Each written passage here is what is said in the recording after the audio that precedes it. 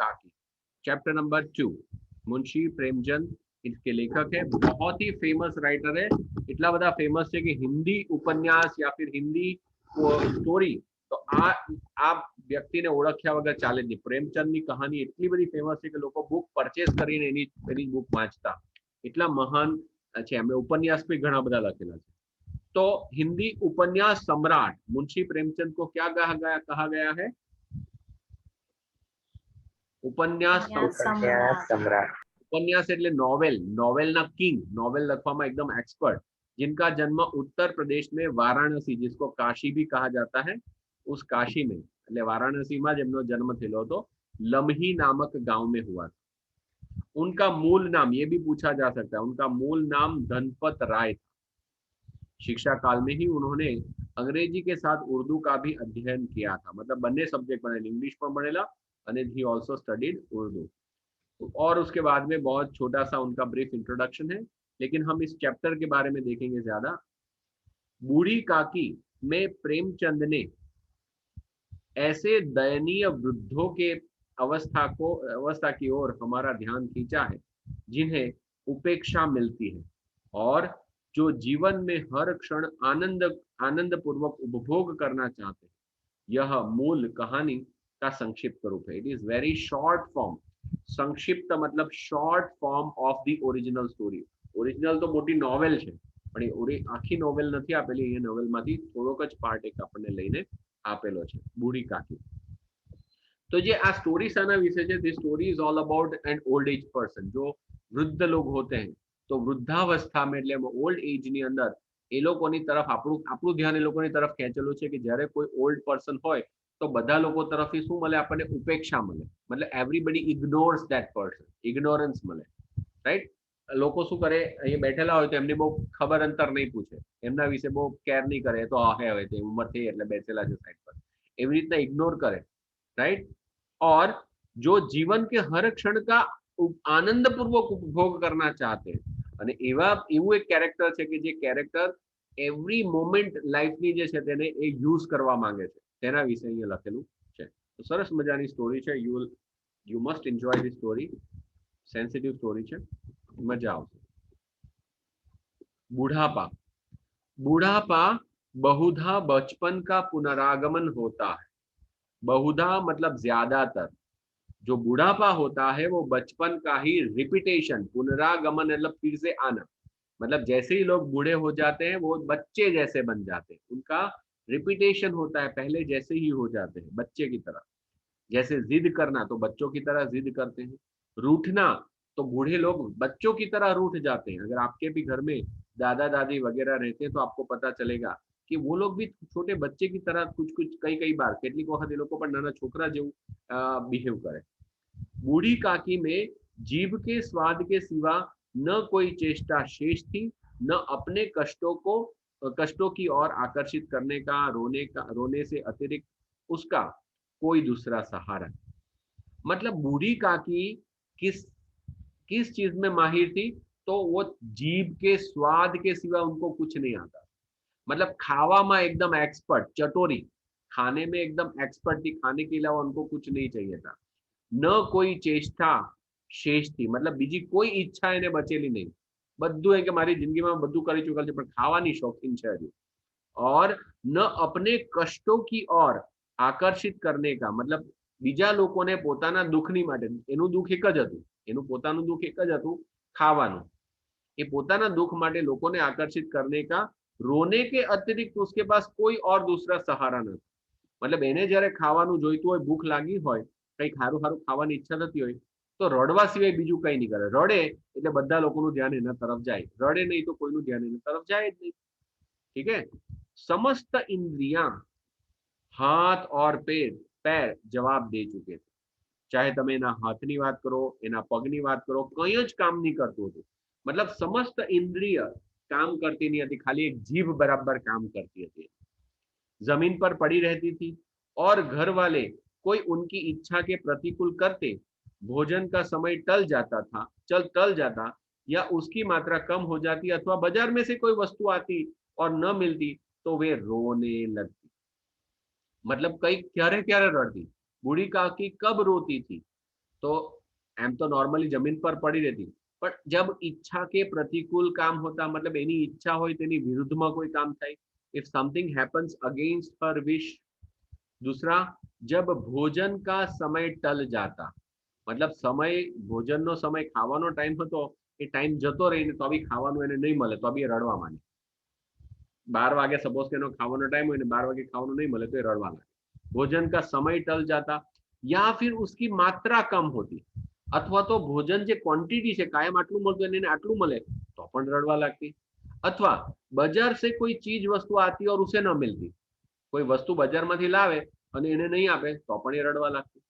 तो कौन कौन सी समय पे कब कब वो रोती थी, ऐसा आपको पूछा जा सकता है. तो इच्छा के प्रतिकूल जब कुछ होता है, भोजन का समय टल जाता, भोजन की मात्रा कम हो जाती, या फिर बाजार से कुछ चीज लाते और उसको नहीं मिलती, तब वे रोने लगती थी. तब वो क्या करती थी?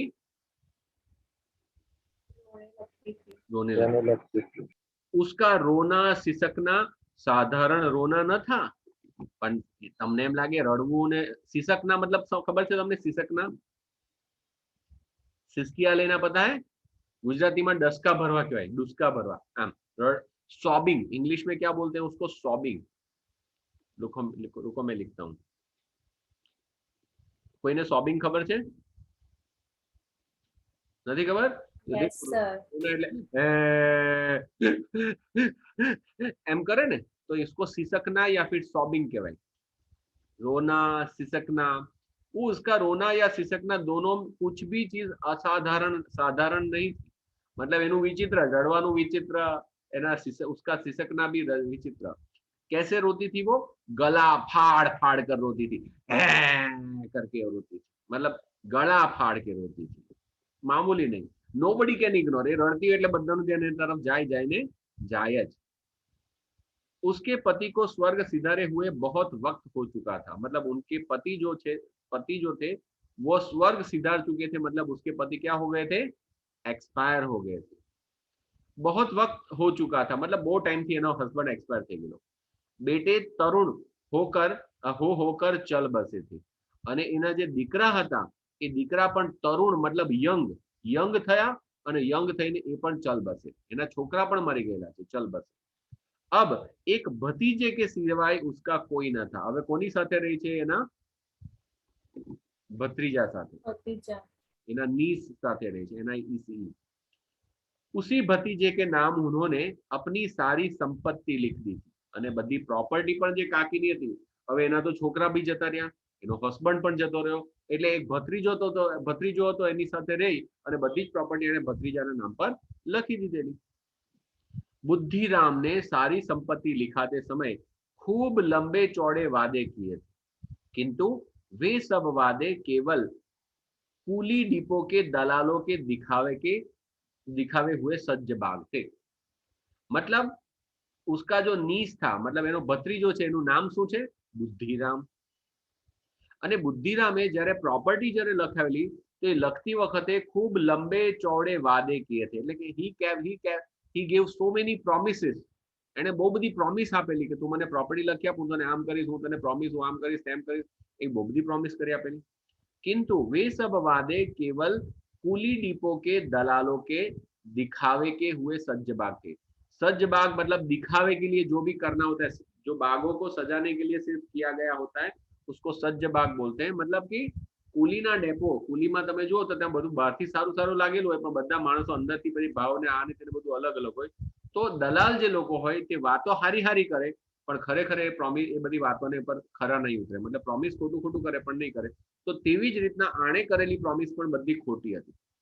यद्यपि या फिर उसको बोलते हैं हालांकि, जो कि इवन दो उस संपत्ति की वार्षिक आय कम न थी, तथापि बूढ़ी काकी को पेट भर भोजन कठिनाई से मिलता था. तो आप देखो कि ये जो उसकी प्रॉपर्टी थी उसमें से इनकम कम नहीं आती थी, अच्छी खासी इनकम आती थी, फिर भी बूढ़ी काकी को पेट भर भोजन में भी कठिनाई होती थी, मतलब पेट भर भोजन भी नहीं मिलता था, उसको खाना भी नहीं मिलता था. लड़कों का बूढ़ों के स्वाभाविक विद्वेष होता ही है, और फिर जब माता पिता का यह रंग देखते तो वे बूढ़ी काकी को और सताया करते। मतलब जो छोकराओ હતા उनके बूढ़ों के प्रति विद्वेष होता है। मतलब નાના છોકરાઓ તે લોકો જે ઓલ્ડ એજ પર્સન હોય તેના સાથે મેચ નહીં થાય, એ લોકોનું ટ્યુનિંગ નહીં થાય, વિદ્વેષ હોય જ, राइट, क्योंकि जनरेशन गैप हो। और फिर जब उनके माता पिता का यह रंग देखते, मतलब के जे छोकराओ हता एना जे भत्रीजाना छोकरा, હવે એના મમ્મી પપ્પા જ ખોટું કામ કરતા હોય, બુઢી કાકી સાથે પ્રોપર બિહેવિયર નહીં કરતા હોય, તો છોકરા થોડા બિહેવિયર સારી રીતે કરવાના હતા। तो माता पिता का यह रंग देखकर वे बूढ़ी काकी को सताया करते थे। मतलब भत्रीजो એ પણ હેરાન કરતો અને ભત્રીજાના છોકરાઓ પણ હેરાન કરતા હતા। बूढ़ी काकी सॉरी कोई चुटकी काट कर भागता, चुटकी मतलब એને ચીમટો ખણીને જાય, या फिर कोई पानी की कुल्ली कर देता, એના પર કોગળા કરીને જાય, મોઢામાં પાણી ભરે ને પછી એના પર કુલ્લા करके जाता। काफी चीख मारकर रोती, पर यह बात प्रसिद्ध थी कि वे केवल खाने के लिए रोती। मतलब आओ कोई टीज કરીને જાય, ચીડવીને જાય तो काफी चीखती, लेकिन लोगों के दिमाग में एक बात प्रसिद्ध हो चुकी थी, फेमस થઈ ગયેલી કે वे केवल खाने के लिए ही रोती है। એટલે જ્યારે બી ચિલ્લાય તો લોકોને એમ કે આને ખાવાનું જોઈતું હોય એટલે રડે। એને એક જ વસ્તુ લાગે કે લોકો ખાવાનું જોઈતું હશે એટલે રડે છે।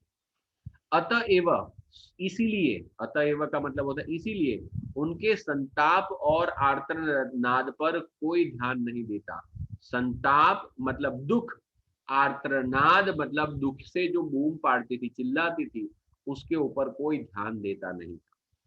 संपूर्ण परिवार में यदि काकी से किसी को अनुराग था, अनुराग मतलब प्रेम था, तो वह बुद्धिराम की छोटी लड़की लाडली थी।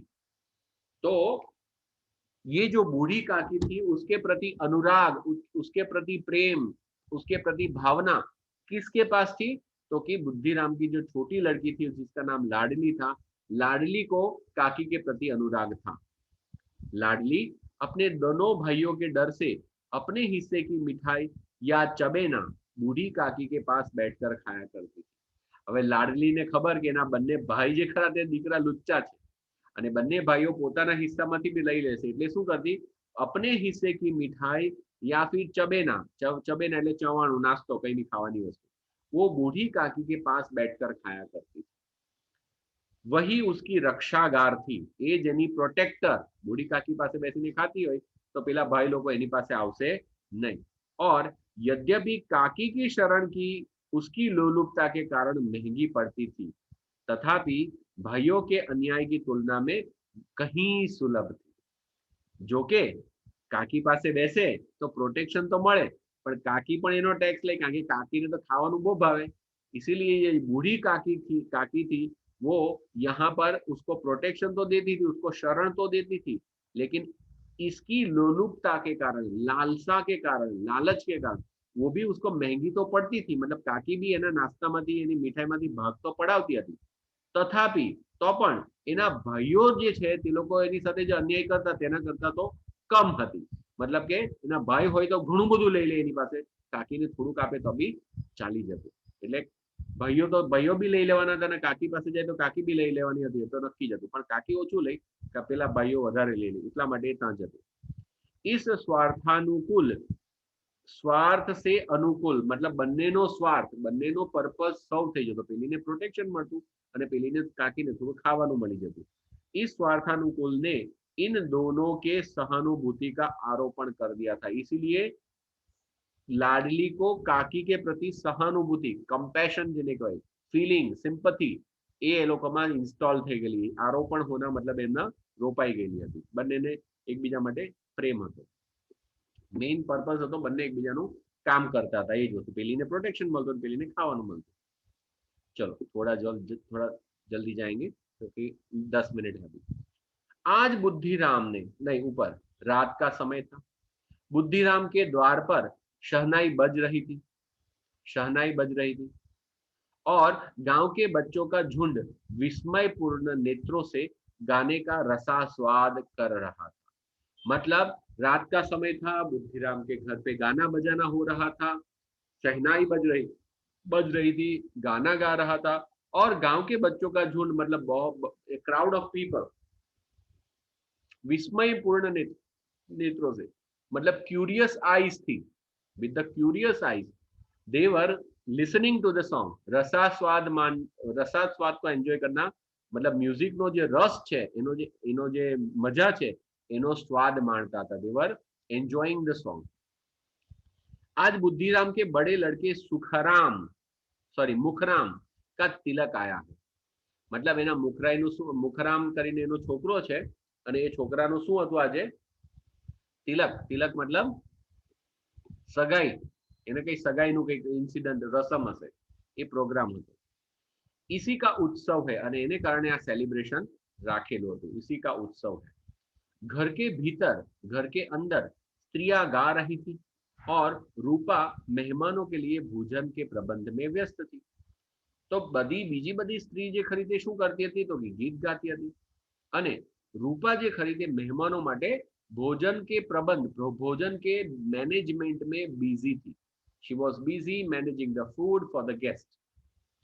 भट्टीओ पर कड़ाह चढ़े थे, मतलब भट्टी એટલે ફર્નેસ જે હતી એ લોકોના ચૂલા હોય, એ ચૂલાની ઉપર મોટી કડાઈ, મોટા હોય તેને કડાહ કહેવાય, એ ચડાવેલા હતા।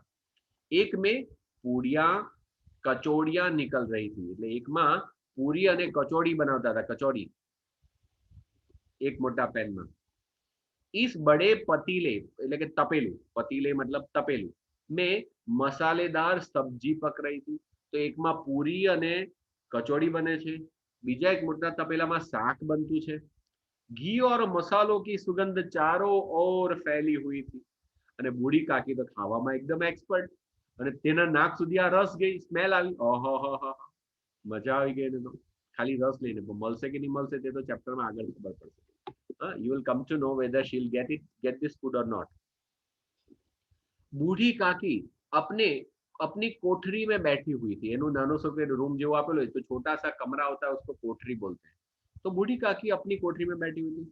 यह सुगंध उसे बेचैन कर रही थी। એને તો આ સુગંધ જોઈને ખાવાનું મન થઈ ગયું। वे मन ही मन सोच रही थी कि इतनी देर हो गई कोई भोजन लेके नहीं आया। बहु मोड़ू થઈ ગયું, કોઈ લઈને આવ્યું નહીં। मालूम होता है सब लोग भोजन कर चुके हैं। એટલે આને તો ઇમ્પેશન્ટ થઈ ગઈ, એને એમ લાગ્યું કે બધા લોકો ખાઈ રહ્યા, મને જ નહીં આપ્યું એમ। यह सोचकर उसे रोना आया, उन्हें रोना आया, परंतु अपशुकन के डर से वे रो न सके। કારણ કે ઘરમાં શુભ પ્રસંગ હતો, સારો પ્રસંગ હતો। હવે સારા પ્રસંગમાં કોઈ રડે તો અપશુકન થાય, એટલા માટે એ રડવું એને આવતું હતું ને રડવાની બહુ ઈચ્છા થઈ, બધાએ ખાઈ લીધું, મને કઈ ખાવા નહીં, પણ રડવું હતું પણ એ રડી નહીં। बूढ़ी काकी ने कल्पना में ही पूरियों की तस्वीर नाचने लगी। એટલે she started imagining the puris। એને પૂરી વિશે ઇમેજિન કરવાનું ચાલુ કર્યું, મસ્ત મસ્ત ફૂલેલી પૂરી ને ખાવાનું અને મનમાં તેવા એવું થવા માંડ્યું। खूब लाल लाल फूली फूली नरम नरम होंगी। એટલે એને વિચારવા માંડ્યું કે લાલ લાલ એકદમ તળેલી હશે, ફૂલેલી ફૂલેલી ફુગ્ગા જેવી એકદમ પોચી પોચી પૂરી। कचौड़िया में अजवाइन और इलायची की महक आ रही होगी। અને જે કચોડી બનાવેલી છે તે કચોડીમાં અજમો, અજવાઈન और इलायची આ બે વસ્તુ અંદર નાખે તેની એક સ્મેલ સ્પેશિયલી આવતી હશે, અજમો અને ઇલાયચી। एक पूरी मिलेगी तो जरा हाथ लेकर देखती, कि एकाद पूरी મળતે थे कि हाथ में लेने जोते हैं इनको। क्यों न चलकर कड़ाह के सामने ही बैठूं। હવે એટલી બધી ખાવાની ચાટતી તેને એમ થયું કે ત્યાં જઈને હું ચાલતી ચાલતી જઈને પેલું કડાહ છે એટલે જ્યાં પૂરી તળતી છે ત્યાં જઈને બેસું તો કેટલું સારું। तो उसे कड़ाह के सामने जाकर बैठने की इच्छा हुई। इस प्रकार निर्णय करके वह बूढ़ी काकी उकड़ू बैठकर हाथों से चल सरकती हुई बड़ी कठिनाई से चौखट से उतरी। એટલે કે ઉકળું એટલે નીચે બેઠેલી, એના પગ તો કામ કરતા નહીં પણ હાથથી આમ ઘસડાઈને ઉકળું બેઠકર मतलब આપણે ઊભા ઊભા બેઠેલા હોય તે ઉબળક બેસીને એ ચાલતી ચાલતી ચાલતી ચાલતી ઘરની ચોખટ એટલે ઘરનો જે દરવાજો હોય તેને પાર કરીને આગળ ગઈ એના રૂમની। ધીરે ધીરે રેંગતી मतलब सरकती हुई એને સ્લાઇડ થતા થતા वह कड़ाह के सामने आ बैठी। यहाँ आने पर उन्हें इतना ही धैर्य हुआ जितना भूखे कुत्ते को खाने वाले के सम्मुख होकर बैठने में लगा। मतलब જ્યારે કોઈ કૂતરાને બહુ ભૂખ લાગેલી હોય તેને ખાવા માટે કોઈ સેટ કે કંઈ ખાવાનું આપેલું તો કેવું પૂંછડી આમ tick tick tick he starts wagging tail એની પૂંછડી પટપટા માંગે, લાળ પડતો હોય કૂતરો, તો તેવી જ રીતના આને પણ એટલી જ ક્યુરિયોસિટી થઈ કે હા મસ્ત મજાની લાળ, એના મોઢામાં લાળ પડવા માંડી, એટલું જ એને અધીરાઈ થવા માંડી. Next page. बुद्धिराम को रूपा उस समय कार्यभार से परेशान हो गई थी. અને તે સમયે જે બુદ્ધિરામની પત્ની રૂપા હતી એ બરાબર હેરાન થઈ ગયેલી હતી, દુઃખી થઈ ગયેલી. કામકાજ કેટલું બધું હતું, ઘરમાં પ્રસંગો એટલે કામ કઈ ઓછા થોડા હોય, બહુ કામ હોય, એટલે હેરાન થઈ ગયેલી હતી. कभी इस कमरे में जाती, कभी उस कमरे में, कभी कड़ाह के पास आती, कभी भंडार के पास जाती. कोई वखत જ્યાં બનતું હોય ત્યાં જાય, કોઈ વખત ત્યાં સ્ટોર કરેલું છે તે જગ્યાએ જાય, કોઈ વખત આ રૂમમાં જાય, કોઈ વખત પેલા રૂમમાં જાય. બહુ બધી ક્યુરિયોસિટી, બહુ બધી ઇગરનેસ હોય જ્યારે ઘરમાં પ્રસંગ હોય ત્યારે. बेचारी अकेली दौड़ते दौड़ते हुए व्याकुल हो गई थी. एकली एकली काम કરીને બિચારી કંટાળી ગયેલી હતી, વ્યાકુલ થઈ ગયેલી, બેચેન થઈ ગઈ હતી. झुंझलाती झुंझलाती भी थी, कूड़ती भी थी, परंतु क्रोध प्रकट करने का अवसर न पाती थी. એટલે મનમાં ને મનમાં વ્યાકુળ થઈ ગયેલી. ઝુંઝલાના मतलब કે ગુસ્સો થવો, કૂડતી मतलब અંદર ને અંદર ચીડાતી હતી, પણ क्रोध प्रकट, गुस्सो करे तो करे कोना पर, એને કોઈ चांस જ नहीं મળતો. इसी अवस्था में बूढ़ी काकी को गढ़ा के पास सामने देखा तो जल उठी.